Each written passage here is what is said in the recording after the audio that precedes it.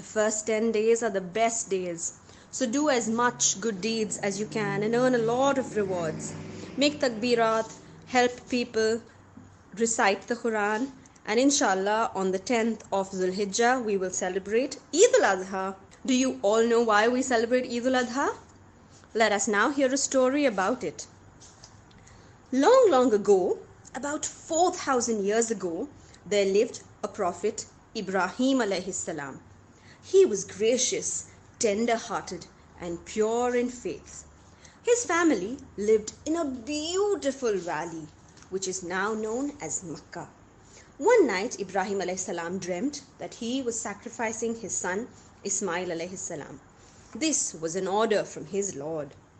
Ismail alayhi salam was still a child, but Ibrahim alayhi salam told him about his dream. Ismail alayhi salam was a brave boy.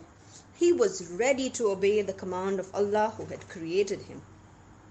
So without hesitating, he said to his father, "Do what you are commanded, father. God willing, you will find me one of the steadfast." Ibrahim alayhi salam took his son away to sacrifice him. As he reached a place which is now known as Mina, a valley near Makkah, Satan appeared and tried to stop him from doing his Lord's bidding. The Prophet Ibrahim alayhi salam picked up a few stones and threw them at Satan. Then Ibrahim alayhi salam gently placed his son Ismail alayhi salam on the ground and blindfolded himself with a handkerchief, so that he could not see his beloved son while carrying out the Lord's command. As Ibrahim alayhi salam took a knife to sacrifice Ismail alayhi salam, Allah sent angel Jibreel alayhi salam down with a ram. "Sacrifice this ram, do not sacrifice Ismail," said Jibreel to Ibrahim alayhi salam. Allah was so pleased with the readiness of Ibrahim alayhi salam to sacrifice his beloved son that he commanded the believers to observe this day as Eid al-Adha.